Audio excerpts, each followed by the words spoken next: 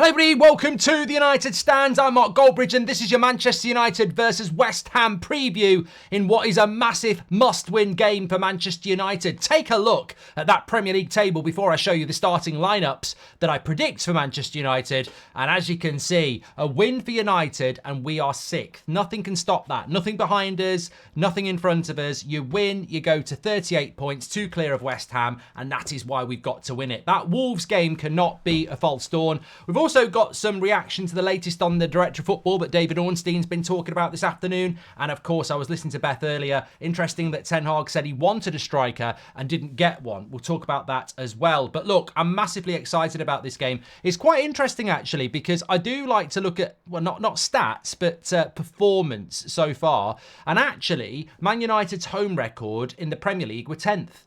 We're actually 10th. We've won 6, we've drawn 1, and we've lost 4, scoring 15 goals and conceded 18. So West Ham are 6th. Their away record is quite good. It's better than ours. It's better than Villa's. It's better than Chelsea's. It's better than Brighton's. They're 6th with 5 wins, 2 draws, and 4 losses. They've scored the same amount of goals we've scored at home. They've scored 18 away. We've scored 15 at home. So they've scored more goals than us away than we've scored at home.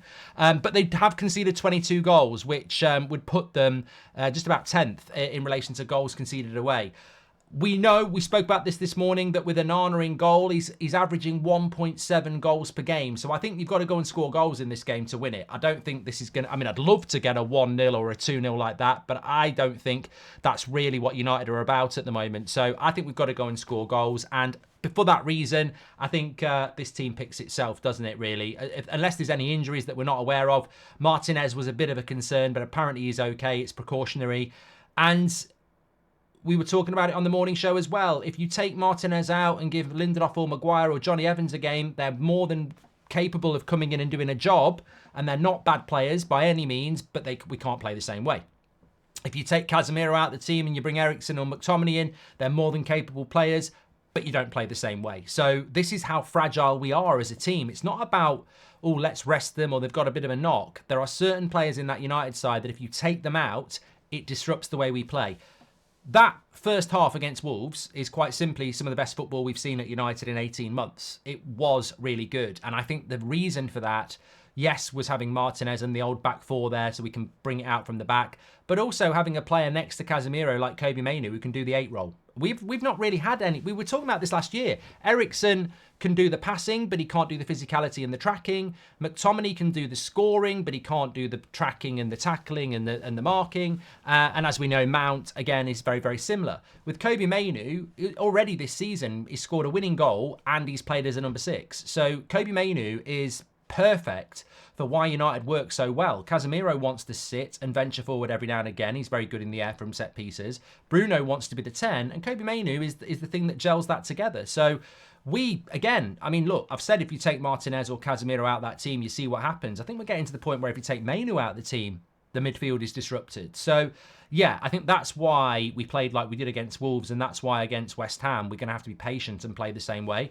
I love Garnacho on the right-hand side. I don't get the criticism. I think from the right-hand side, he's ridiculously creative. Off the left-hand side, because he's going to cut in on his right foot, he's a little bit more selfish, but he has got a left foot on him as well. I think Garnacho off the right-hand side was really unlucky against Wolves, and I think that front three, I know we've had the drama about Rashford. We've had the, this development of Rasmus, which is really exciting. But let's not forget Garnacho. I still think, I mean, I get clipped up more than a bloody hairdresser. But the point is, I said at half-time in the Wolves game, I like Rashford.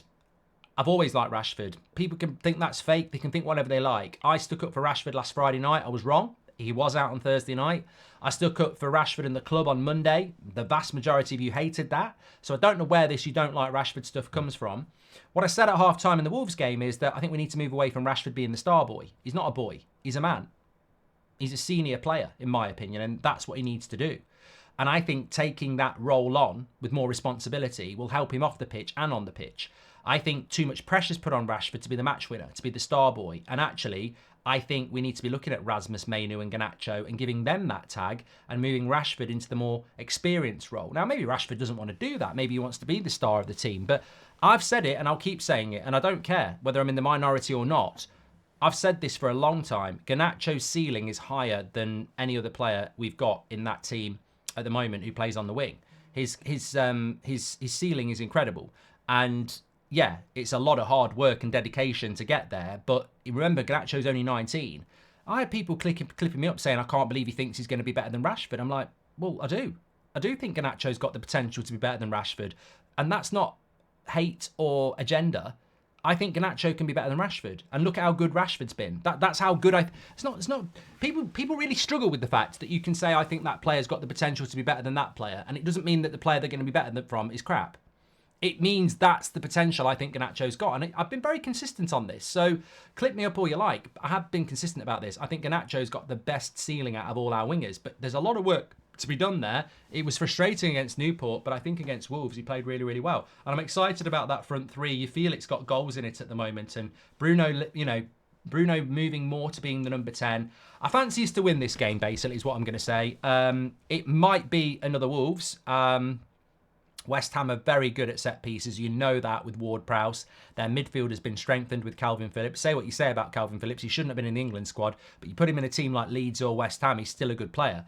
That strengthens their midfield. It's going to be a real battle in there, and we know from set pieces they're going to be good. We've got to be very careful about that because we could score 2 really good goals and concede 2 set pieces because we're not very good on set pieces, and there's question marks about the goalkeeper at the moment. We've got to be very, very careful about that. But I would resist the temptation. Some people have said maybe McTominay comes into this game because he's good in the air. Maybe you put McTominay next to Casemiro because he's good in the air. We can't be that team. We went to Wolves on Thursday night and played some of the best football we've played away from home in a long, long time, and we dominated the ball. We can't then go to Old Trafford at home to West Ham and play McTominay because we're scared of West Ham. We can't do that. We can't be that team. Pep wouldn't do it.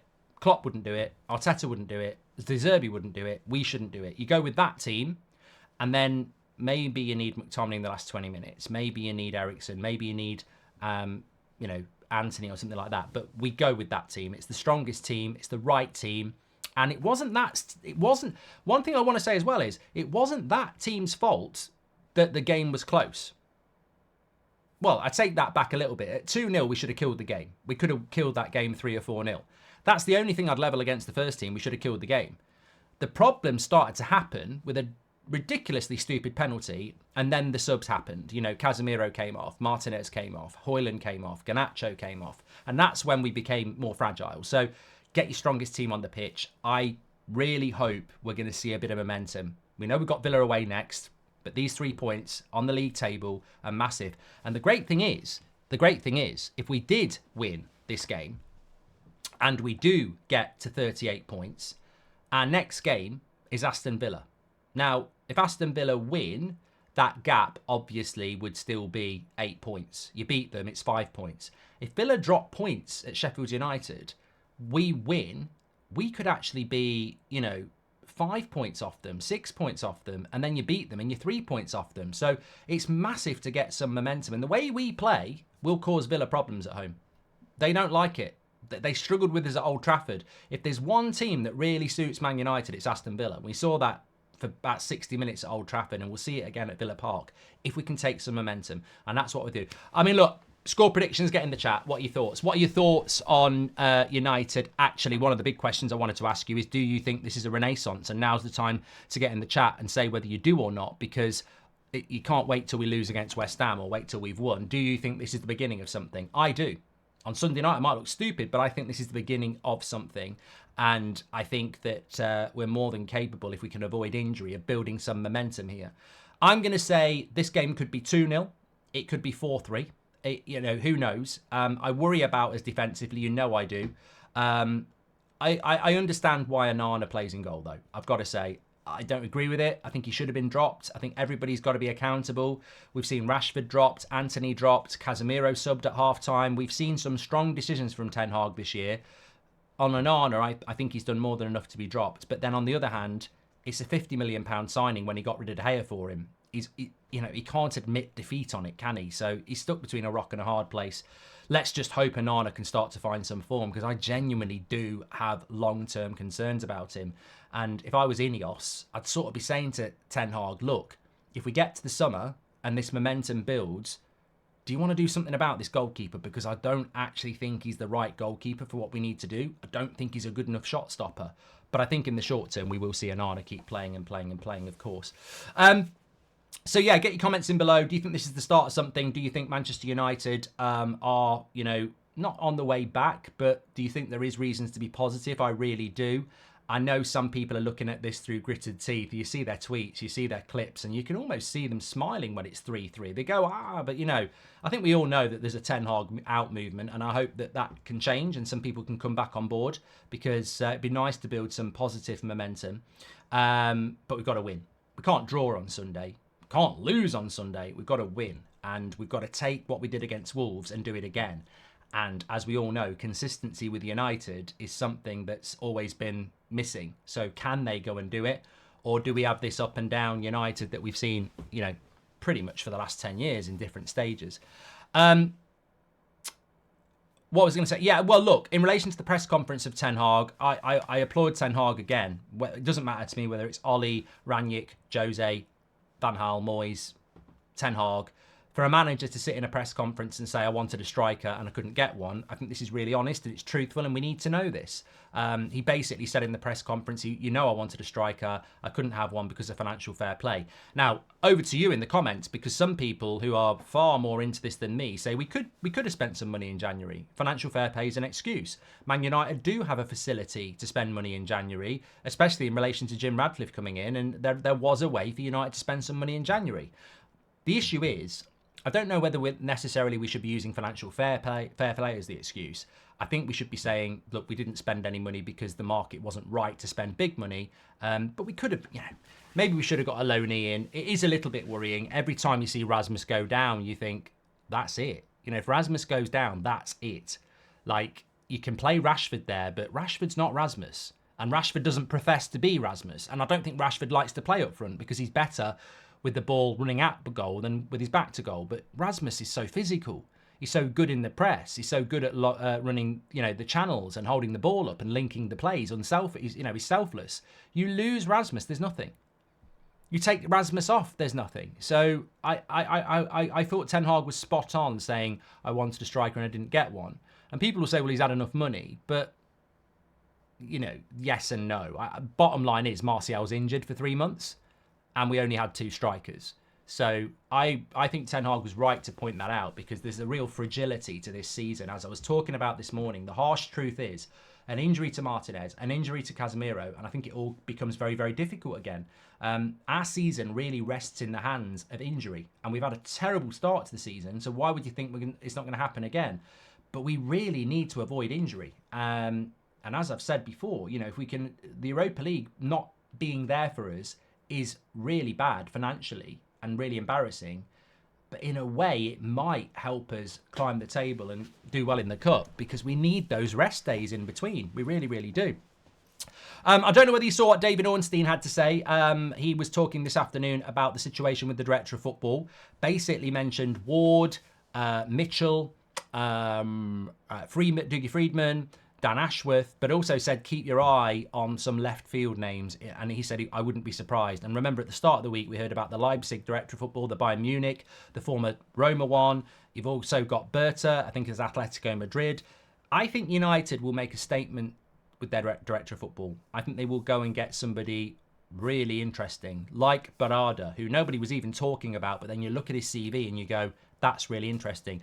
As I've said before, I think a lot of people are obsessed with Mitchell. I think a lot of people are obsessed with Dan Ashworth. There was obviously a little bit of movement, as I said, before Christmas. It was like people were like 90% it's going to be Mitchell. David Ornstein has said, no, it's not. Like, even from Mitchell's side, it doesn't sound like it's going to happen. So it looks like that whole Mitchell thing has just, you know, disappeared. Dan Ashworth, as we were talking about a couple of days ago, looks like that's basically done, because he wants, you know, it's going to be difficult to get him out of Newcastle now, and United need a director of football now, not in the summer. I think they could get Ashworth in the summer, but they can't wait. So David Ornstein was saying about Dougie Friedman, and he's got a good relationship with Sir Alex Ferguson. That worries me a little bit, though, because even if you look at Dougie Friedman as a good option, and maybe he would be, he's recruiting players for Crystal Palace. He's not recruiting players for Manchester United. That Dougie Friedman, to me, feels like somebody you bring in under an experienced director of football. You give Dougie Freedman the director of football job, and I think it's a YTS. I think it's you learning on the job. It's a training scheme. It's an apprenticeship. He hasn't got the experience of working, you know, to bring in European players because they're playing in European tournaments. Crystal Palace are a mid to bottom table Premier League club, and he's looking at the Championship and stuff like that. There is a level that is required of our director of football, and Dougie Freedman feels a little bit to me like a risk, when actually you could go and get Bayern Munich's director of football, you could get Dan Ashworth, you could go and get somebody who's got really, you know, a Berta at Atletico Madrid, a Paul Mitchell. Like, Freedman might be really good, but are we at a point in a club where we can afford to take risks on nurturing people in that position? I think we need an A-star person. If this is Football Manager, you know, they've got the 5 stars, the 4 stars, the 3 stars. We've got to go 5-star. You've got to go and get the best you can. We've done it with the CEO. We've got to go and do it with the director of football. I think we're going to hear something about this in the next week or two, but who it's going to be, as David Ornstein said, could be really left field. I don't mind. I said, I don't care who it is. I don't care whether I know them or not. I don't care whether they're from the Premier League or not. To me, it's about employing best in class, and therefore go and appoint the best director of football in class. That's what I want to see. Simple as that.